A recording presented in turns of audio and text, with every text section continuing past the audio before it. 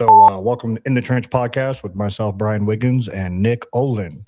It's an honor to have you as a guest, man. I'm super excited, and you're doing some cool stuff on social media. I'm super hats off to you, man. You're doing some cool stuff for the audience, and I wanted to jump into this. I wanted to share a story with Nick. I'm excited to have him on. And thank you. Man, absolutely. And I was in Knox. So I started a business in 2020 during COVID. I was doing a limo business. And it wasn't a legit thing. So I always have to tell people I was going to university Full Sail Studios, and I was learning cinematography and like pretty much full scale movie, stuff. And during that time I was just hustling, right? Doing Uber, Lyft, Uber Eats. I started picking up so many clients that they just started asking me, can you do this outside of the platform? And I was like, yeah. And I'd make $300, before 8 a.m. So I'd get up at 4 a.m. I'd make $300. So, back then when I didn't have any employees, payroll, and all that stuff, it was like my income was pretty low. But moved to Knoxville right after COVID and started the pressure washing company. And I think my first legit year in business was after the full years. I was going into my second year. I got a job out in Sevierville, like Gatlinburg. And it was I don't know if you remember this, but it was I'm sure you do, but it was a stamped concrete that failed. So the guy did a horrible job. And then I went in there to clean it up. Yeah, right. And we used polystain, and we used DPS. We used I think it was like a polystain. It was some kind of stain. I can't remember the name. I'm sure you would, but color mist stain and the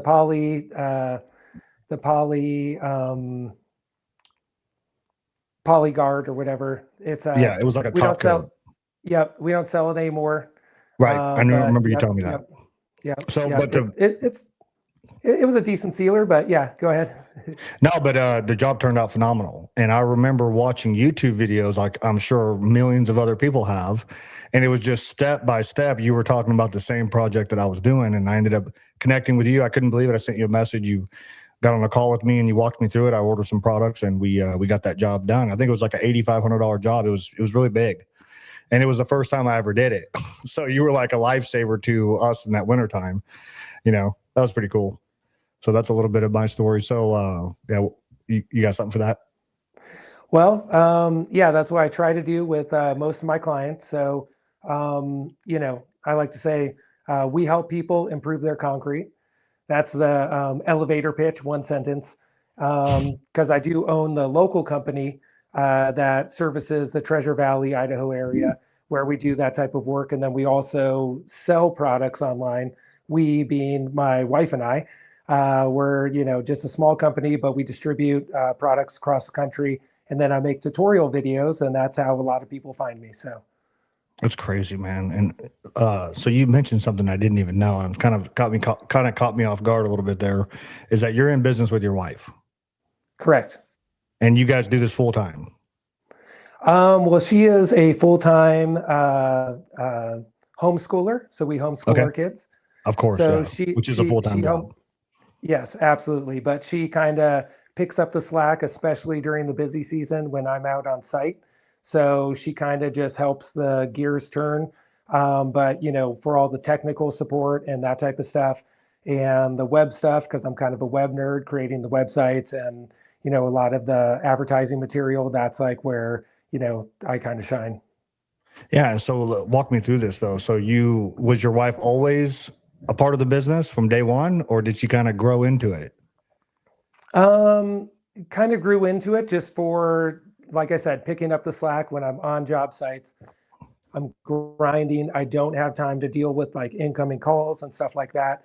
She just kind of started hopping in there, learning the different things about processing, certain payments, taking orders, helping out with basic, technical stuff. And then just kind of took it from there. She helps out with bookkeeping, whatever she can, whenever she has time, So, like I said, it's more about like in the summer times, I'm busy, I'm out on site, taking time out, with our industry, it's about how much time you're actually using the grinder, doing whatever, and if you're taking break after break, having to call people back and all this stuff, it could really cut down on your productivity. So she kind of fields all of that. And then I try to just pick it up after the shift or like say on a lunch break or something like that. And she seems to, do really well there. So.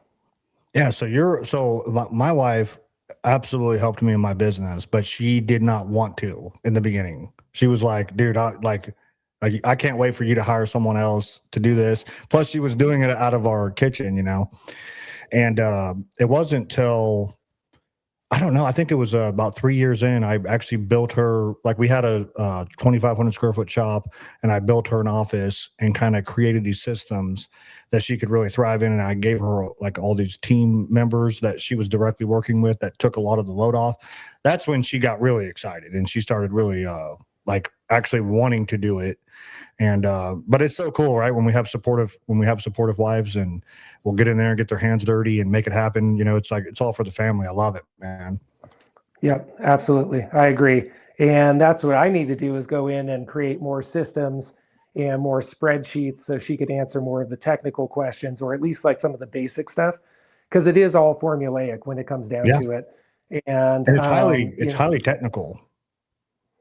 Some of it. It's not too hard, like you could do, like we sell a lot of products to homeowners and DIYers, and they're able to do it, through just some basic videos and maybe a little bit of help over the phone. But it's somewhat technical. If you're doing it for like when you're in the industry and you're running into all of these problems all the time, then that's when it gets a little more technical. You have to be a better problem solver. But in general, it's not as hard as some people think, at least with like some of like just pressure washing, sealing, waterproofing, staining and ceilings, like moderate level. And then, I would say like when you get into metallic epoxies and garage floor coatings, that's a lot more technical. Yeah, 100% I like what you said too, especially if you're doing it 3 times a day. It's like you really got to get it dialed in, because even the time to cure and all that stuff can be really, but what's cool is that it completely transforms concrete. It really does. Like the work you're doing, it's almost like a showroom floor. Some of the stuff I've been watching that you do. Yeah, absolutely. And, obviously I'm biased because, I'm in the industry, but I was just watching a remodel show last night before bed, and they did some patio, and then they built this beautiful fireplace and then didn't stain the concrete. I'm like, it's not that hard. You should stain the concrete. What are you doing? But, yeah, what are you doing? Because, dude, like when you stain the concrete, you're talking about a completely different transformation. Hold on, I got a guy calling me. There we go. Yeah, you're talking about a completely different outlook. I mean, dude, okay, so to continue, you've helped me out with other projects too that we ended up doing. And we were going to get in the epoxy like big time, and you were blowing my soul. I mean, to be honest with you, for me, like you've been in this industry, right? So you have to give yourself, like we have to be honest that you've been in the industry. So for this stuff is like, it's very easy for you because this is what you do every single day. And I know that for a fact that what you're saying is spot on, that people can pick this up easily, especially with your guidance. I mean, there's not even a question. It's kind of how I've been able to do all the jobs that I've been able to do. And a lot of guys too, when they're doing it professionally. And is that how much of your demographics are professionals, like who want to do this day in and day out, versus the DIYers? Right now, I would probably say about 70. I mean, I probably should know these numbers. No, it's okay. Just general. It doesn't have to be spot on. I would say about 70% are homeowners and about 30% are to contractors. So see, that's of our online sales. Yeah. See, that's incredible because if you're doing it one time, you have the time, you take your time, you read the manuals and the training. And the guys that are doing it professionally, it's probably, and correct me if I'm wrong, I don't know if this is true, but for me, it has been true, is that I'm running a pressure washing business, I'm doing sealing, and I got this project that I don't want to take off the table because this homeowner wants it or this business wants it. So I'm going to take on this new project with a lot of pressure because it's not mine. If I mess it up at my own house, it's like, who cares, right? And then I didn't have to pay the labor. But for like a guy like me who is professional, running a professional company, you don't want to mess it up. Like we did the Getty's View Country Club, multi-million-dollar homes. We did their entire front. And it's like, I don't want that to be a bad turnout. And that turned out phenomenal. I think we used DPS, we used stain, and then we used that new which was phenomenal. I don't know if you can still carry it. This water-based sealer that was just phenomenal. It had a fantastic turnout. We ended up doing like 3 or 4 light coats. We didn't go heavy at all. Yep. We just kept going light.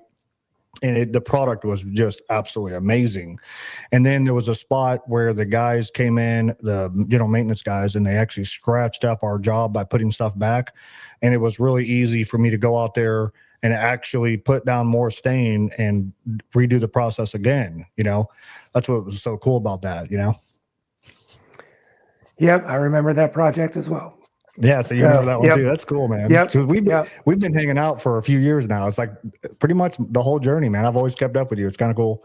And then just to seeing the transformation, you know, of your like, so dude, when did you started getting this kind of traction on social media? Because I was in Brazil. And I got into social media marketing with my wife. She became an influencer and started going down that road. We started learning it. And then I came back to the States, got into the business again.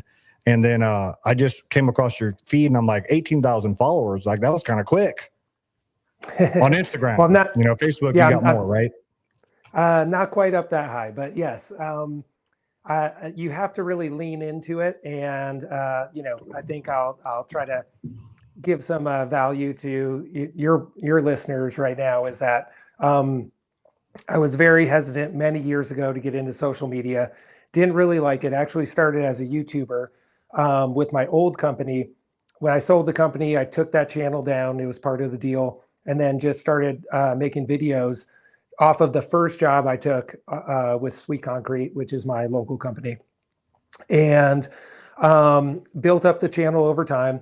Actually lost access to my original YouTube channel. So I created a new one. Yeah. And now it's double the amount. Yeah. Google glitch. Not my fault. It was really annoying, but it is what it is. I was like, you know, my goal is to just start a new channel. And I tried so hard. You can never get anyone on the phone with Google, but to try to get the channel back, but it was okay. And now I have like double the subscribers and way more views. You know, we're you know, I had one short recently that's, you know, I could probably pull it up. It's over 3 million views, like close to 4 million views. Pretty cool. And, you know, so I was YouTubing and begrudgingly got into Facebook and really just started taking off with Facebook recently because Instagram and Facebook split. So now you could post to Instagram and it will come up on your Facebook page, which has really helped blowing up my Facebook page. But also, you know, when I got onto Instagram, I was doing it once again begrudgingly and just kind of posting. I didn't even have it on my phone. And then I thought, you know, listening to a lot of the marketing podcasts that I do and books, but mostly podcasts, they were like, you know, you got to really soak it in, get onto these platforms. So I got onto the platform, saw what was working, and then just started doing, you know, a lot of reels. I remember my first reel, cheesy, you know, it was just kind of like a before and after with a little transition. And I just kept building it. And then I remember I did a joint repair and it got like 1 million views. I was like, oh my gosh, this is it. Yeah. Like, okay. How exciting, you know, right? And yeah. And it was cool. And I saw like, okay, well, you know, you got to do these certain things because it's hard to make what I do look sexy. When you're out there and you're doing this type of stuff, it's pretty boring. And if you don't film it right, you know, so I was messing around with the angles, seeing what other people were doing, and then got this one. It was like a 7-second reel, but it had the right angle, right music, and it got over 10 million views. And that's when like it just kind of took off from there. And I was like, okay, this is the formula. Double down on the stuff that worked. You have to have some filler content for your followers. So, you know, you got to create some stuff that they're going to like, especially people in the industry. So, you know, I love your guys' content. It's showing the process. People like to see the process, but a lot of those videos aren't going to go viral to get the new followers in. But then the ones that do go viral, you want to double down on those. So that's exactly what I did. I just kept doubling down, taking those angles, taking those type of videos, the repair videos and stuff, and just leaning into those, and it's just helped me grow, somewhat of a following. I've noticed that I get a lot more likes and views than followers, so it's harder to pick up followers, at least with the content that I create, compared to some other influencers that might get a lot of followers. I'm like always amazed by some of these people with 500,000, million followers, but their content isn't that great. They don't get a lot of views, don't get a lot of likes, but a lot of people subscribe. I'm kind of the opposite.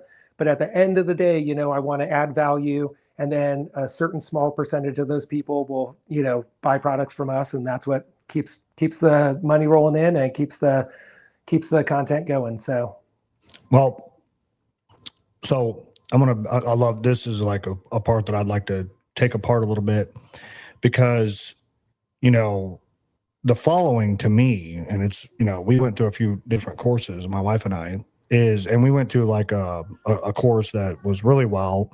It's Creator Method. The founder is the lady and her husband Gary. She has 5 million followers. He started this year and he already has 80, and dude, they're not known. So the fact that he has 80,000 followers is not because of his content all the way. It's because of his network. And a lot of the stuff that they teach, which is absolutely go viral. But you're right. If you focus on just going viral, you're not going to get the following and you're not going to get the tribe. So when you have those, what we call formats, like you have viral formats, and then you have, let's say, sharing your story format, or you have getting people to understand your tips and tutorials formats, all those are formats. And you stick to a rhythm of, let's say, like 5 formats. And then, as Instagram changes, you change up your formats. But really, to me, when you get following is getting known. Like, people need to know you. And when they get to know you, let's say you go to an event, you get on more podcasts, it's kind of like why I have my brand, this Charlie Company brand, the In the Trench podcast, getting myself out there, and I noticed, something that will really make sense for this is there was a guy that when I started in pressure washing, he was 9 years in business. And I was always being very rough with him. Like, dude, you don't make nothing for being 9 years in business. And I was like, anybody who gets around me knows I'm going to tell you like it is. And it really woke him up, because he was really comfortable where he was at. He was running like 3 crews. He was making $200,000 a year. His wife had a full-time job. He was comfortable. And I just told him, dude, you're broke, man. And I was like, if you're not, he said, I'm making as much as a doctor. And I'm like, well, a doctor can't do anything, Well, what this guy did was he got a loan from his equity, some equity in his house, and he got into epoxy flooring. Okay. And that changed his business. But what he did well over those nine years is that he was going to baseball clubs. He was in every single BNI chapter. He was in chambers of commerce. I mean, that whole entire city knew who he was. And so his following kind of blew up because of his network. And I think a lot of people, dude, Instagram, Facebook, all that stuff, it's a phenomenal when you start getting 18,000 followers. And then, people are like, because here's the truth. Someone watches your video, they click on your profile, and then you have 18,000 followers. Now there's some credentials behind it. And whether people like it or not, this is the world we live in. It's currency. Following followers on any social platform. I think TikTok doesn't have as much value as Instagram and Facebook because it's TikTok, right?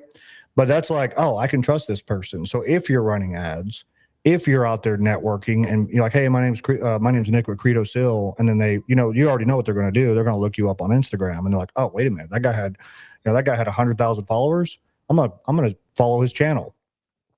And I think the thing that I would like for you to touch on, if you don't care, is I think a lot of people. So In the Trench podcast is basically a channel where we want to aspire people to tap into entrepreneurship, right?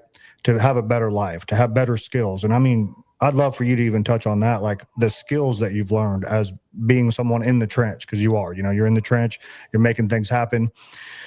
But what I always tell people is, you only die once, instead of you only live once, it's you only die once, because we live forever, right? For those of us who know, it's like you live forever. But you only die once. So what do you do with this life you've been given, right? And it's like the thing I believe in is, don't waste your life. Don't trade your life for a steady paycheck, and get in the trench, become a better person. And if you become more, you can have more. And I think all of us have been born with this innate desire to want to have more. And I don't know, you could speak on that too, but the Nick who first started this business versus the Nick now, you know, what do you notice differently? I mean, obviously you've gotten older. First of all, how long you been in the industry? What are the skills that you've learned that nobody can take away from you today? Well, I got trained for tile restoration in 2007. So I've been doing this type of work for a while. My previous company, we were getting calls to do concrete and we were turning them down. Told Like my business install partner, concrete? no, just resurfacing. So we did Okay. like we did clean and seals on tile and grout, stone polishing, did a lot of countertops like marble polishing and stuff. And we were getting calls, and then finally I'm like, we have to start taking these. Started taking them. And when I ended up selling the company to my business partner in 2014, 2015, you know, I was like really excited about the concrete, and I could just kind of leave the tile to the side. I was like, it was not fun to me at all. You know, we would do a kitchen, and you're plasticking your whole kitchen in, and it's like humid, and you're polishing it out, and you're just soaked. You know, even if you're wearing an apron, it's just a mess. And we would do these concrete jobs, and it was just like open areas, you know, big areas. I like going big. So I had a lot more fun. So I was like, well, I'm just going to start a concrete company, just doing resurfacing. I had enough experience with it, but there was still a pretty steep learning curve. Hopped in it. First couple years, first year, I probably redid half of the jobs I did because something went wrong. And it was very frustrating. But that shouldn't be a deterrent to people who do want to get into entrepreneurship, because I'm a big advocate for entrepreneurship. Entrepreneurs are the people that change the world.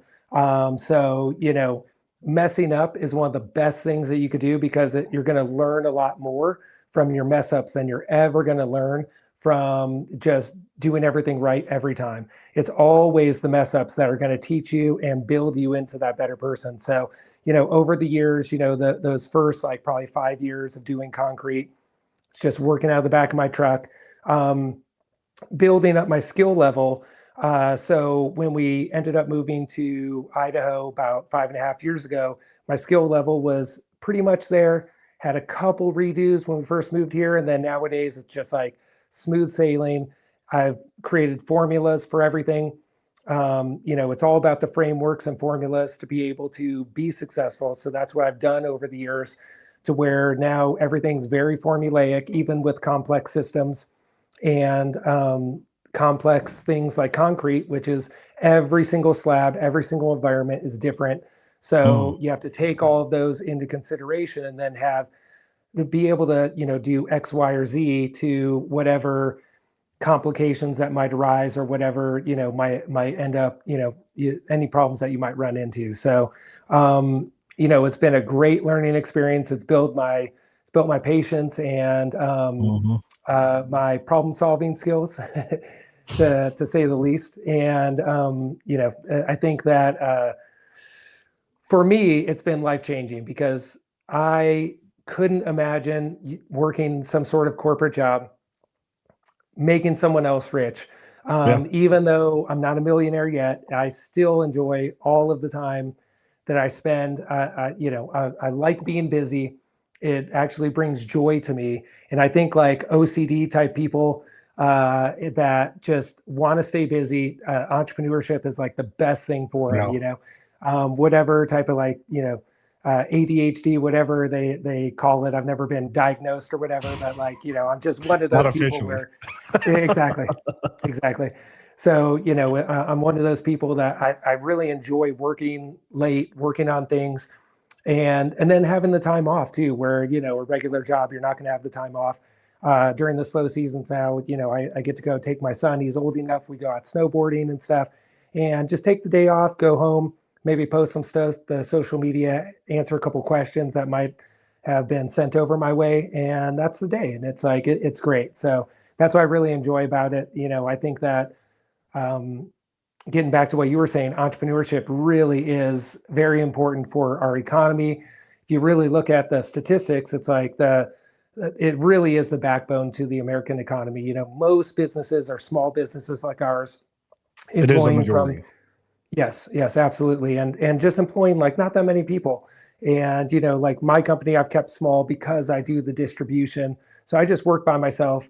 But I like the trades work. It's actually enjoyable to me. And nowadays, because I work for the affluent, so after you built up your skill level, especially with the trades, the better you get, the more you could charge, and then you work less and make more money. And that's where I'm at with my career. I work for the affluent, you know, rich people, Yeah. and you know, I could pick the jobs I want to work, and then I only take jobs that I want to dive into, and then I happily turn down jobs that I think that are going to be a nightmare. And it actually brings joy to me nowadays to turn down jobs, which back in the day, everything that people threw at me, I was like, yes, I'll take it, you know, and just A hundred ate it percent. all up. And it was great learning experiences. And now I know which ones are going to be a headache and which ones aren't.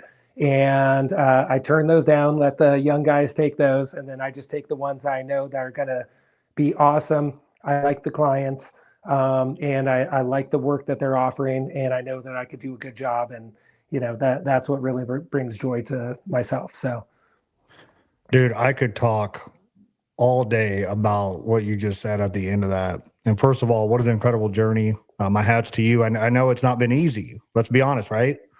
yes. It's been, it's a journey. And what I think is cool before I get into the second part is that for you, this is incredible to me to see how you function as an entrepreneur, because you have created a product, or I'm sorry, you work inside of a service business, and then you created a horizontal stream of income that matches what it is you're doing.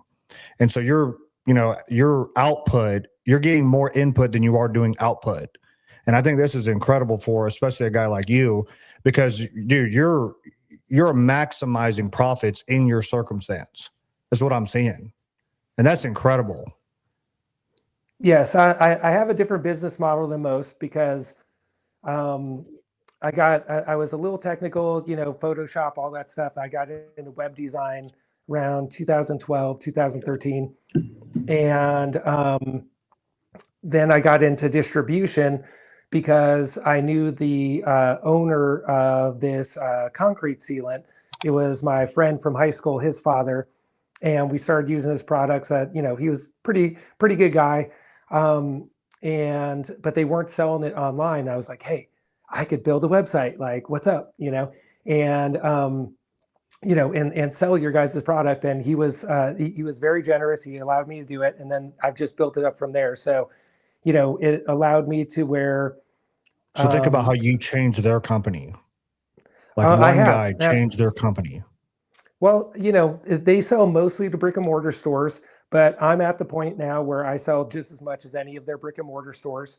Just online, and it's pretty easy for them. So it's pretty easy revenue. It's just one more person that they're selling to, you know, or technically a lot of people, but you know, one person that they're distributing through, and it makes them money. It makes me money. And it's worked out really well, you know, because personally, just over this past year, last year, I just really decided I was either going to go one direction of building up the company and locally and really diving in, doing more commercial and going kind of where you've gone with your company, just have a Okay. team, be out there, be on the job sites. And I've really kind of had this epiphany moment where I just really didn't think that I would be a happy person if I was doing that.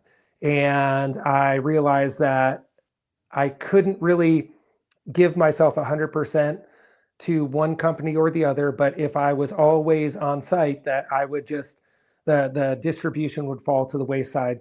And I didn't want that to happen. The long term for me as I get older was the distribution side of things. So I was like, well, if I'm going to actually grow, I need to kind of let the local company fall to the wayside Not fully, but like I said, all of the jobs I take nowadays is that I'm using all of the products that we sell. I don't do any jobs that I would be using other people's products. So, say like metallic epoxies, we don't sell metallic epoxies, so I stopped doing metallic epoxies. But like all of the jobs I do are to create content for the distribution side. So now I'm just doing the jobs I'd like to do, which creates content. And then I could spend the majority of my time focusing on our distribution, helping people out. I've taken multiple calls today, answered a couple emails asking questions about our products, all to homeowners. So, and I guess one contractor. So I'm just helping these people out. And that's where I'm kind of needed. That's where I'm kind of leaning into nowadays because, I'm getting older. I know you've had your injuries. It's like, as you get older, you realize like, you can't be doing this every day forever. But I do like the work. So it's not like I could have a team out there and I probably should eventually. Okay. But at a certain point right now, it's like, it's just not financially feasible. Like we Yeah. still get a decent amount of money off Yeah. of our local business. And I don't want to just like, if you're doing all the labor yourself, it's very high Very profit high. margins. It's So true. yeah, so I do all the work myself, get a decent amount of money that way, and then also use that as content to be able to create YouTube videos, create the content on Facebook and Instagram, and new to TikTok, but I've just started adding content to TikTok. Actually, pleasantly surprised on how many other contractors and stuff. I've always watched all the crazy clips of TikTok people thought that it was just like some younger person thing, but man, Yep. there's a lot of businesses on TikTok. So I'm just, that's where I've been kind of leaning in over the past month or so and just building that up as well. How old Already are you, had by the one way? inquiry. 47. You're 47.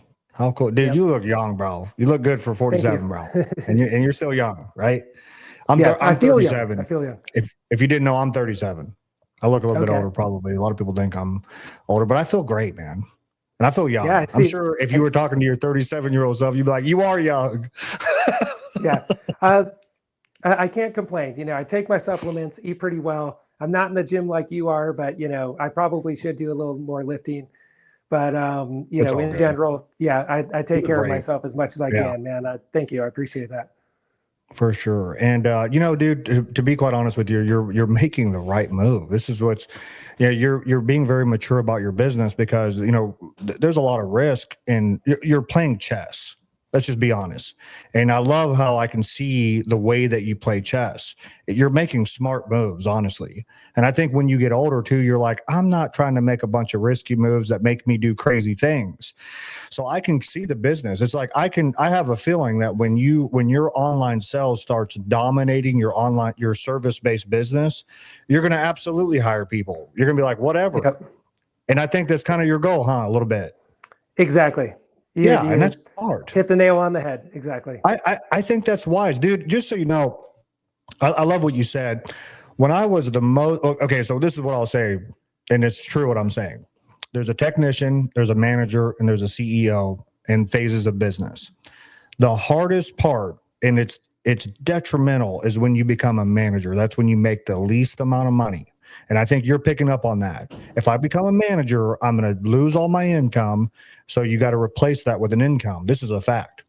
The other option is you pull your money out of your business entirely, like do not touch the money, and now you're looking at it as an investment vehicle that you no longer need to have income in.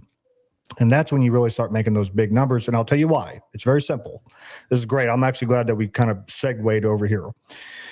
I have a business that does $2 million at the end of the year. And I had a whole team of people that did those numbers for me with the systems and processes. And the only thing I'm doing is I'm a coach inside of my business. I'm having board meetings. I'm looking at the profit and loss statements. I'm looking at the balance sheets. I'm looking at, our overhead. I'm just looking at the numbers, and I'm putting out fires somewhat. It's mainly the managers, but I'm putting out fires with my managers. But where you really start to make money is when you go to get a bank loan and you use the business to leverage that debt. Like, let's say I want to buy an apartment building.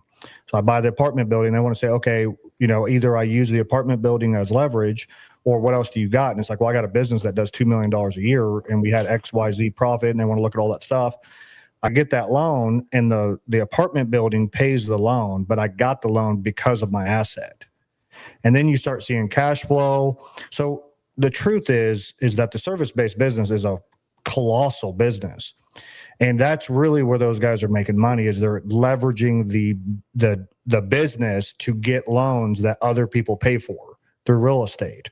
Or let's say another example is like, well, I got all these systems and the company did well, so I'm going to grow to another city inside of my my region because I got a contractor's license. I can make it happen. I find a guy who's working out of his shop, and I'm like, hey, I'm going to pay you XYZ. You use the money that the company provided. You don't touch the money in the expansion, and then you expand. And you could do distributions and things like that. But I love what you're doing, man. I think it's so smart that you're looking at the market and you're absolutely capitalizing the best way you can on moving pieces, man. You're doing a fantastic job, dude. I'm by the way, I've always been stoked about you, as well. I've always followed up with you, and I'm really, and I think a lot of people too, like, what would you like? Because obviously I have a different message than you, and that's cool because we're two unique, different people, right?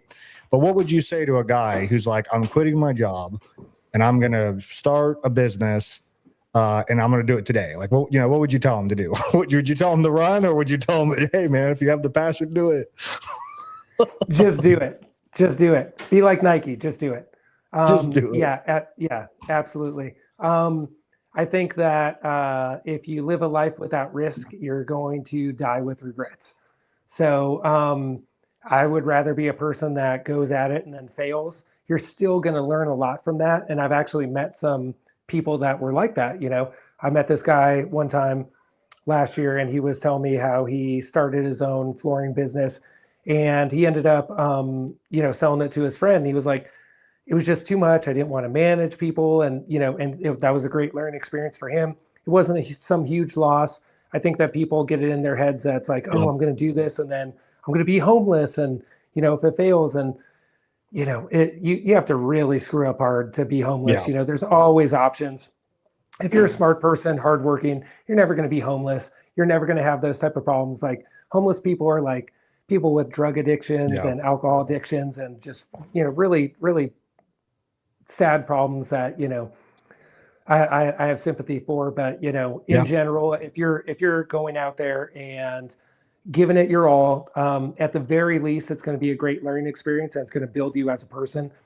And at the best, you'll be successful, and you could either just have a small company like mine where, you enjoy being in the trades, or you build it up like yours, where it's like, oh, I'm expanding, and you're making, million, 2 million, 5 million a year revenue. And, you're able to afford a nice car and, buy a home and stuff like that. And it's great. I recommend it to everybody that's, has that type of mindset. And, you have to be hardworking and stuff like that. Obviously, if you're a lazy person, it's probably not the best idea to become definitely don't. Keep working at the coffee shop. That's all good. Yeah. But, for people that, if you want more, I think that, starting at least, like, you could always start as like a side hustle. And a lot of like service-based businesses are great because you could start as a side hustle. You could go in, maybe work for, a company similar to yours, or, kind of get your feet wet. Then, just working a couple days a week as a part-time job. Then maybe start a company just doing like basic stuff. I know some people that pour concrete that kind of started like that. Kind of apprenticed over, with a company or two, started their own company, just bought like a trailer, bought like a small mixer, just the basics, just started pouring small pads. And then now, they're doing like big pours and making a lot of money and doing well. And, I think it's a sense of accomplishment that, you'll never find working for someone else. So to me, it's very rewarding. And I think that I think it's like that for most people.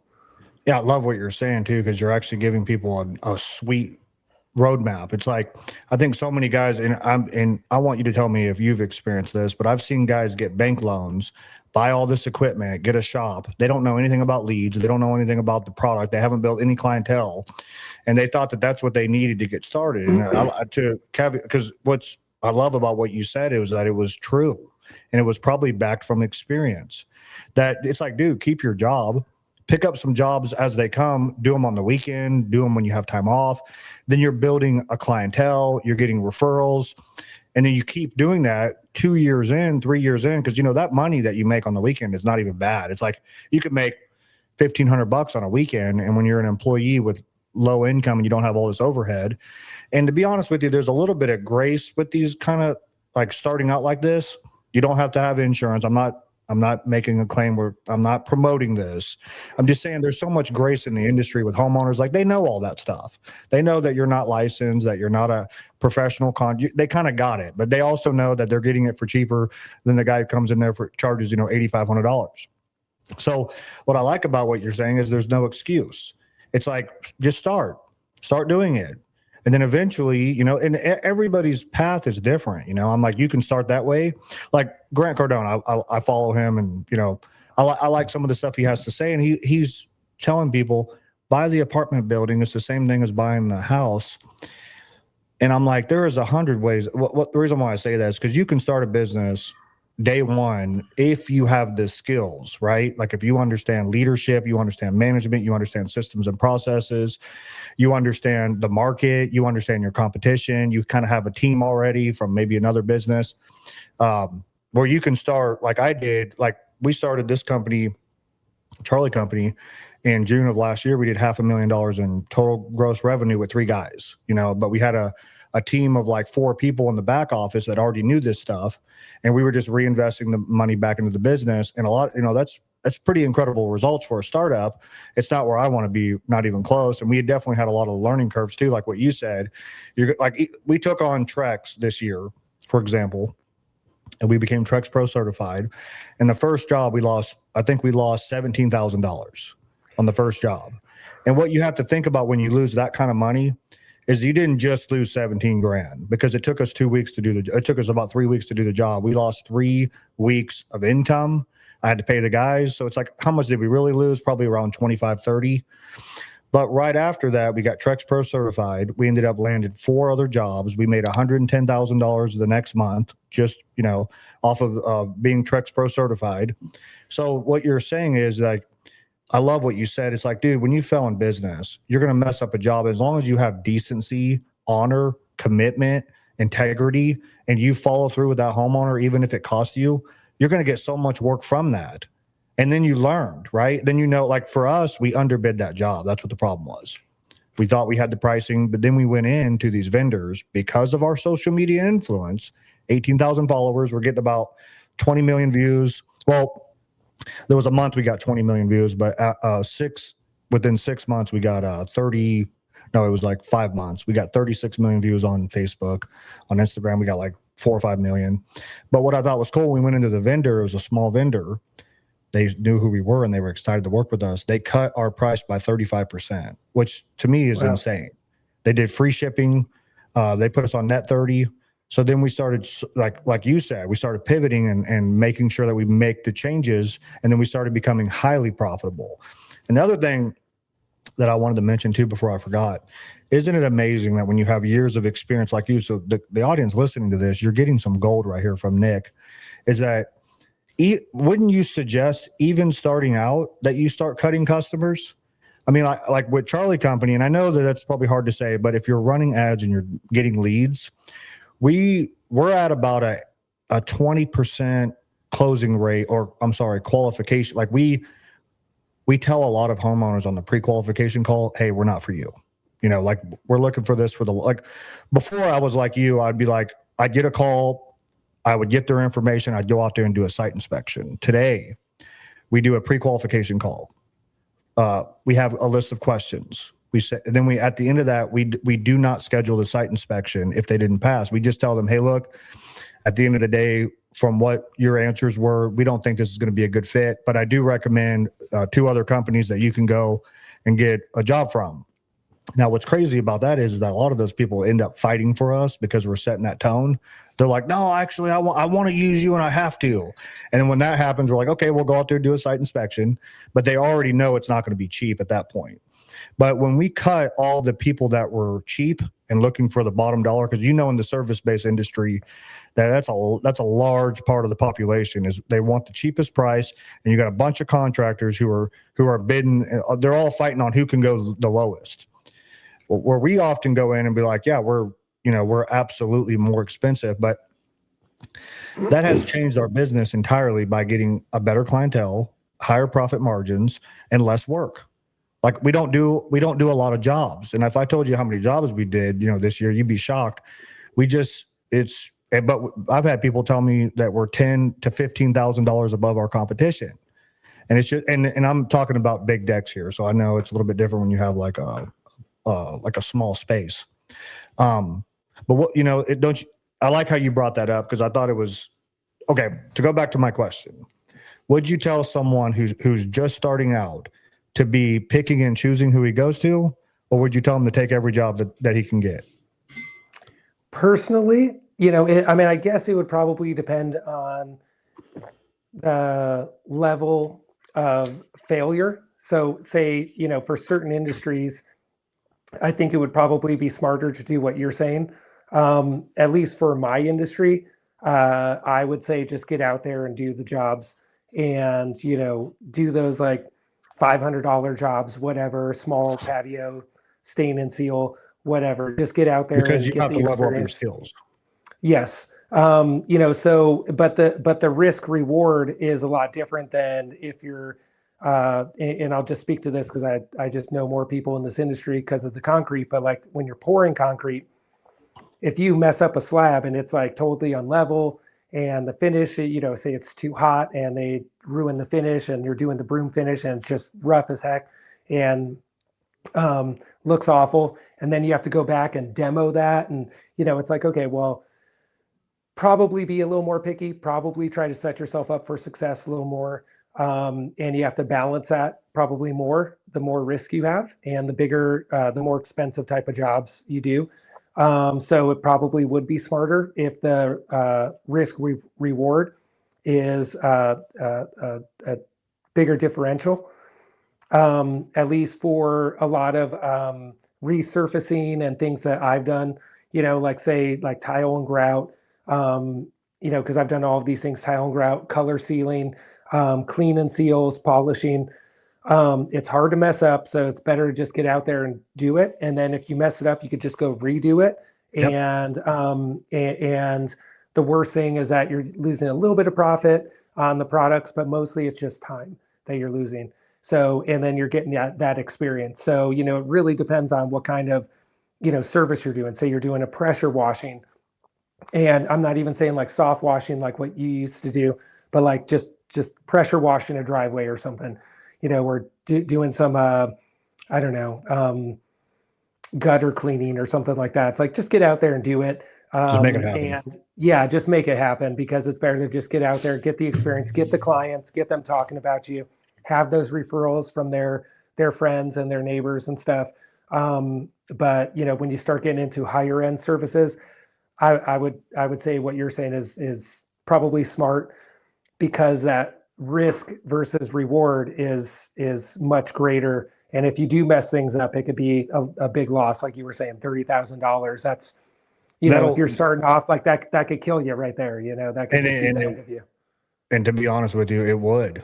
Let's just be honest. Like you would probably be in debt, and then you'd have to be like owing people money at that point, not paying your guys. Yeah, so I think it's interesting that there's two sets of people here we're talking about. A guy who wants to do the work, right? He's like, I want to start out small. I want to do the work. So the advice to him is take the jobs, get the skill. You need to level up. You need to become a journeyman inside of your skill. And then when you become a journeyman, and everybody's going to know that because you're going to see it in the reviews, you can go ahead and start slowly hiking up your price. And I love that advice. And then for the guys that are watching this, let's say, that are getting into a company where they're not going to do the work, my suggestion to them would be hire the journeymans to do the work, check their work, make sure it's good, and jack your prices all the way up and create a brand that's highly robust, has lots of followers on Facebook. You're killing it with ads. Then you can come in and just be a highly recognized brand from day one. But if I did that with like low level, like the guys that we hired for our company, they're pro deck builders. They did a phenomenal job. It was the problem that I had was I underbid that job.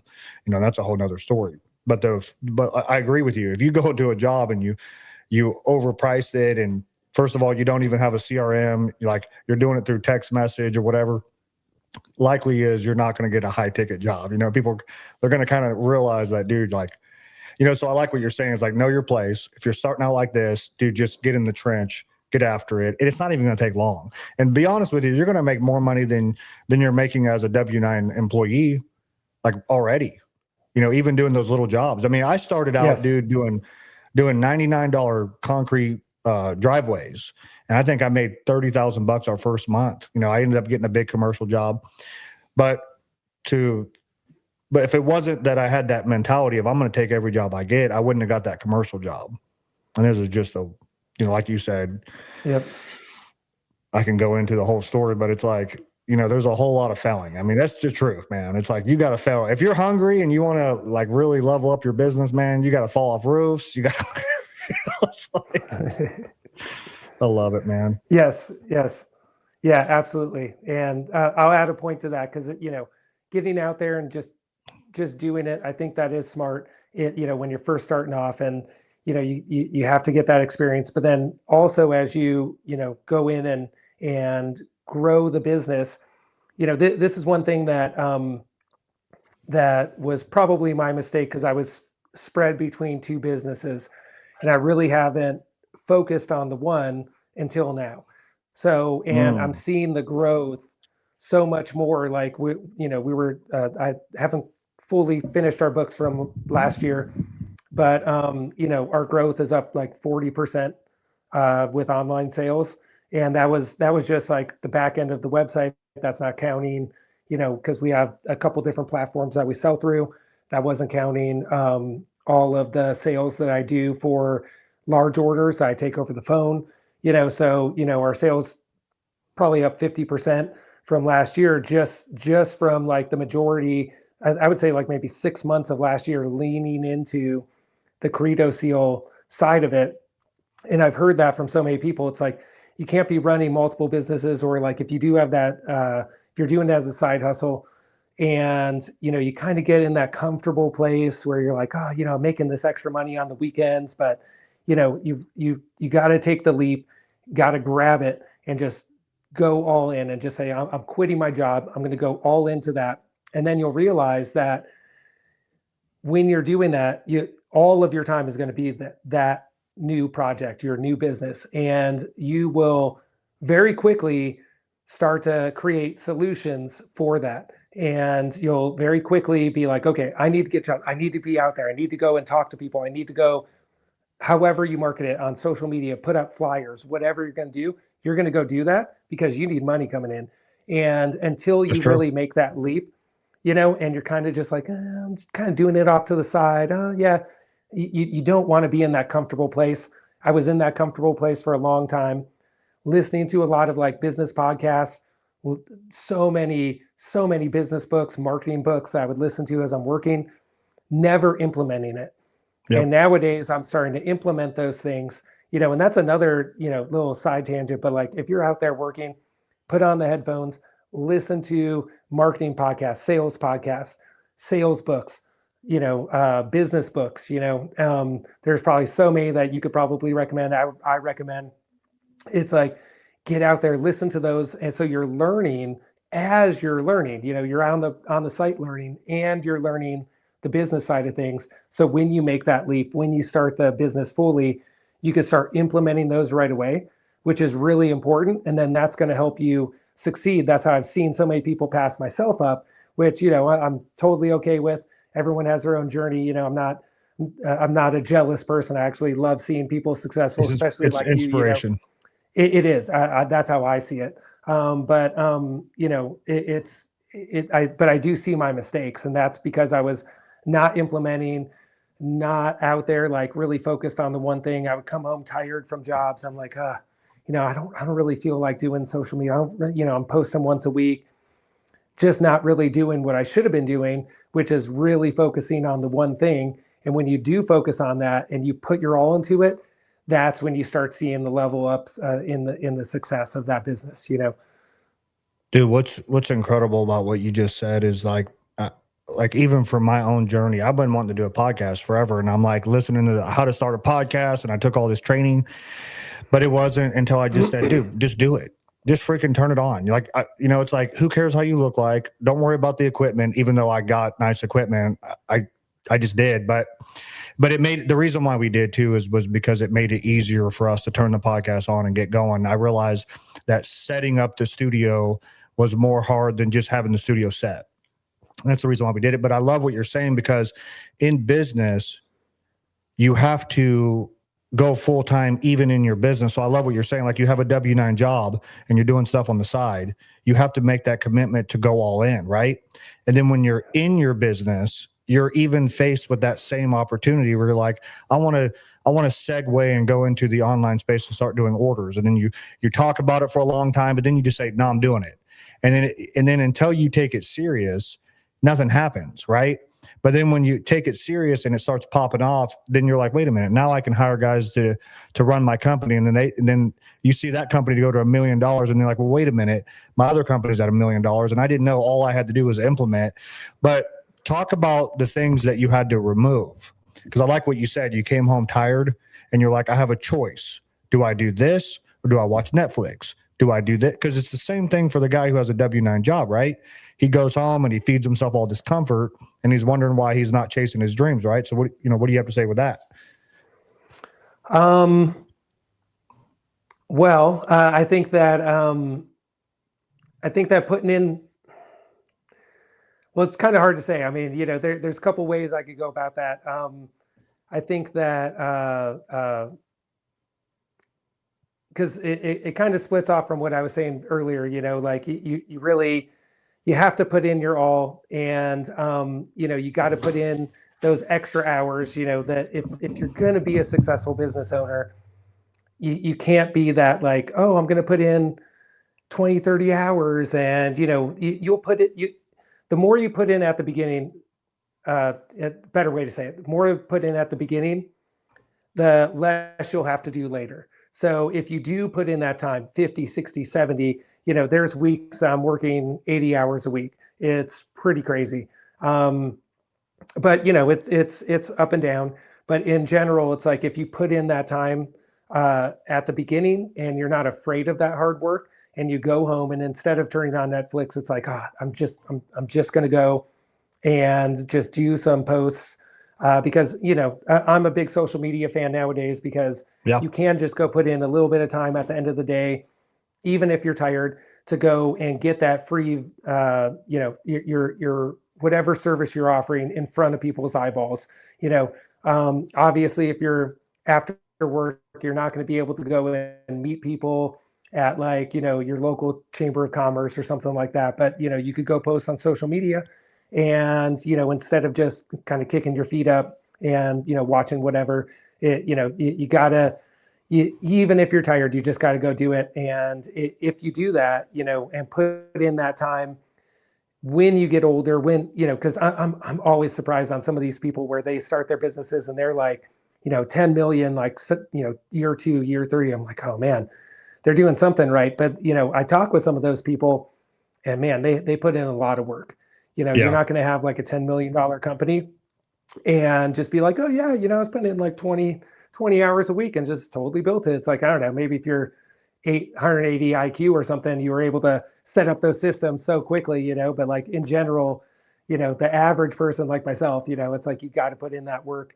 And if you do, 5-10 years down the road, you'll be kicking your feet up very comfortably, and, you'll have those people doing that for you. So yeah, what you touched on, the right direction, but yeah.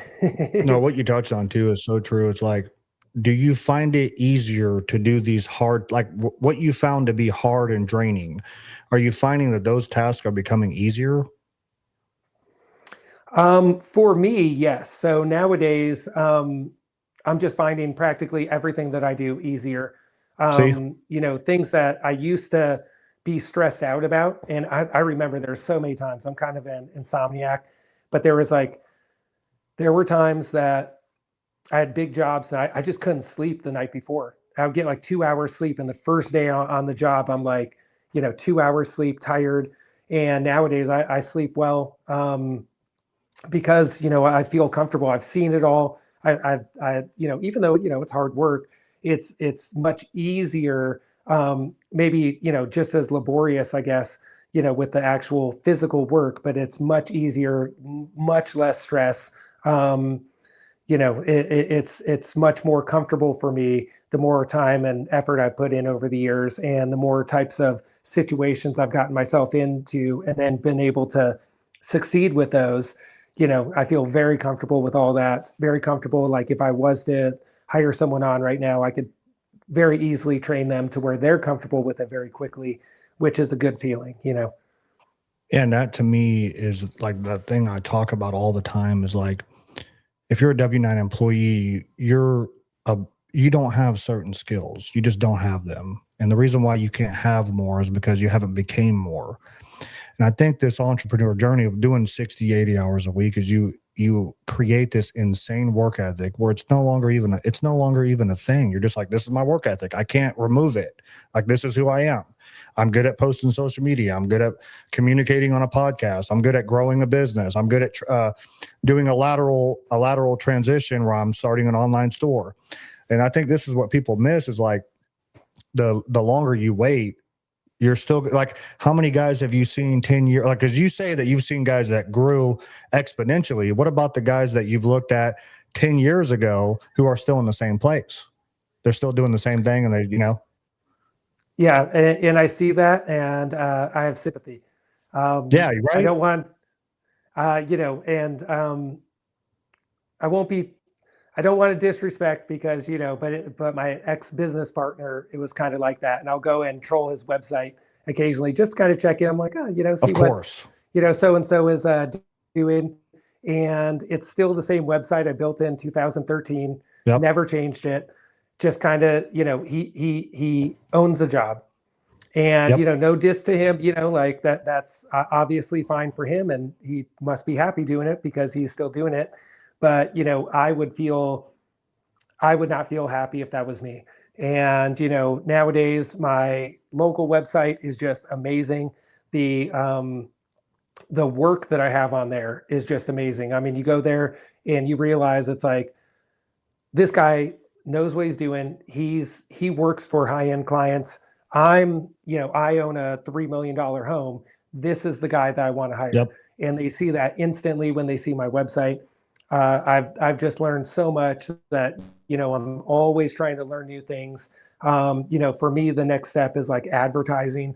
I've really built up both of my companies with no advertising whatsoever, which has been amazing. And that's why I really, love social media nowadays, because, we live fairly comfortably. We have, we're big fans of Dave Ramsey. We live way below our means, which has been great. We've been able to save a lot of money. We live in a little tiny rental. I'm very happy to actually not own a home. Like some people, it's 100%. like, that'll be a goal someday. But I mean, we hypothetically could buy a home if we wanted to right now, and we don't, because we love renting. It's very low budget. We save money, and and it's made it to where it's given me an opportunity to learn all these things, like marketing, like sales, and now the next thing is advertising. And it's given me a sense of accomplishment where I'm always growing, and I might not be that like $10 million a year company, which is fine.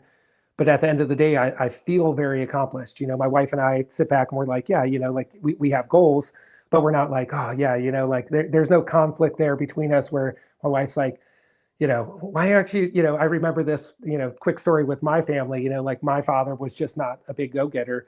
And my mother was always like, oh, you need to like become the manager, go do this, go do that. And it's like, my wife and I don't have that conflict. She knows I'm always trying to do something new, always trying to become a better person in one way or another. And, maybe this process isn't as quick for our company as it is for others, but we're still very happy. And I feel really good where I'm at. And, even though I am getting older, it's like, I'm doing it, like it's You're really doing it, an man. awesome feeling. And, and like I said, the next thing is advertisements. Just been dipping my toe in lately, but man, it's exciting, and I'm ready for it, and that's a good feeling to have when you're an entrepreneur. It's like, if you're just out there, just kind of doing the thing, coasting along, like I said, some people maybe I'm more power to you if you could be happy that way. But I think that most entrepreneurs want more. And Yep. it's always good to like be striving for that. And if you are, even if you're failing, it's a good feeling. Yep. It makes you feel accomplished, even if you're not having the success that you would hope that you might, because if you're dedicated, eventually you will. Eventually you will hit that point. It might take longer. The road might not be straight. It might be a little, some side turns, and but that's okay. You'll get there eventually. And if you're always trying to like better yourself and learn these new skills, and then hopefully the goal is to just delegate those as because one thing that I learned a long time ago, it's like, okay, and I guess a lot of rich people say this, but it's like you need to learn money and accounting, because like if Yep. you're super wealthy, people will just rip you off, your accountants and stuff like that. So it's like, but I've taken that piece of advice and learned all of the sales and all of that type of stuff, because if I were to hire a marketing company, there's I get so much spam with like, oh, we'll market your company. I'm like, what kind of following do you have? I mean, I'm not some huge influencer, but like, man, I guarantee I'm probably better at marketing than you guys are, And it's like, if I were to hire someone, I know that right off the bat, if I was talking with them, if they were telling me some BS, it's just, you're out of there. And I a lot would of them know do. right off the bat. Yeah. Oh yeah. So, you need to learn these things if you're going to be successful. So you need to learn the sales, you need to learn the marketing, you need to learn the accounting, even though I hate numbers. And, but you got to learn it, you got to learn these things. And then as you level it up, that's when you're going to really start seeing those levels of success and that 50, 100, 200% growth per year, Dude, that was okay. That was, yeah, because we're gonna end the show here. And I'm like, that was, just so you know, that was refreshing for me, man, to even just see your story, see the way you're playing chess, seeing how your brain works as an entrepreneur. And man, everything you said was and I'm, as people know, I don't BS people. I'm like, that was gold, dude. Everything you said was Thank so you. spot on. It's like people are so fixated on money, right? And they're so fixated on being happy. But I love what you said is like, love the journey. Money is a byproduct. And dude, I don't give a damn how long it takes you to get rich. Like, it's going to happen. And that's one thing I'll have to tell you is like, the direction you're going, you don't even understand, dude. Maybe you do, maybe you don't. You're going in a really strong direction, man. And it's inevitable. What I'll have to tell you is it's inevitable. You're going slow, steady. You keep gratitude as a centerfold of your family and of yourself. And you guys are not, doing this crazy stuff and having all this hype. It's like slow and steady. And the truth is, man, when you get a 10X and a 100X, it's going to happen. You're going to be ready for it. And I love what you said. You do have to know the marketing. You do have to understand the website. You do have to understand the sales. You do have to understand the whole concept of the business, because if you just hire people, even for me, like I do know how to do the decks and all that stuff. So I can tell when I'm hiring a retard, or if I'm looking at someone and I'm hiring them for marketing, I'm like, dude, you don't know what you're doing, bro. And I'm not going to try to educate you on why I know that. It's just a no. I'm not hiring you. And as simple as that. So spot on. Yeah, you got to go. What a great podcast. And man, I hope that people can get inspired to want to start a business. Maybe on shows like this, they see the reality of it, right? Because you got all this hype, Ferraris, Lamborghinis, I'm rich, all this money. And it's like, dude, that is not the journey. Okay. And we both know that. It's like, it's not as glamorous as this. It's really just slow and steady and working a lot of hours. Like, that's the truth. Yes. But the cool thing is, both me and you do not regret a thing, man. I don't. I'm like, I wouldn't trade this for a job. I wouldn't trade this for comfort. I've had truly a blast, man. Well, dude, what a pleasure having you on the podcast. And Obviously, you can find Nick over here at Credo Seal. He has an Instagram channel on Facebook as well. If you're a DIYer and you really want to get into like, being able to resurface your concrete or anything like that, or even if you're a contractor that wants to have, I know you do some coaching, right? Or you have like a training program or something like that? I do, and I appreciate that. Yes, we have a new training program, very affordable, and it's a great way for, it's specifically for younger adults to get into the resurfacing industry, where it goes over how to start the business. Yes, it is. And it's really just focused on, it could add some value if you already own a resurfacing company, if you want to learn some of the niche markets that I perfected over the years. But really it's meant for the young adults, because that's what America really needs. The colleges and stuff, and just public schools really failed all of the youth. And I think that the trades are going to be the next level thing. With AI taking a lot of the white collar jobs, the trades are going to be where the money's at. So now is the time to do it. We offer that.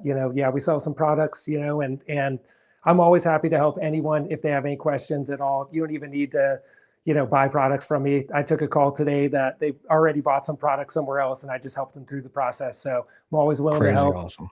And I'm really grateful for having me on. Thank you. I love it, man. All right, cool, dude. Well, we'll chat. I'm definitely going to be following you, your journey. I'm inspired by you, man. And we'll see you next time, dude. All right. Sounds good. Have you ever wanted to start a business? I'm sure you have. Every guy I know either wants to start a business or he wants to figure out a way to make money, right? Because I think men want to provide, but you don't know where to start.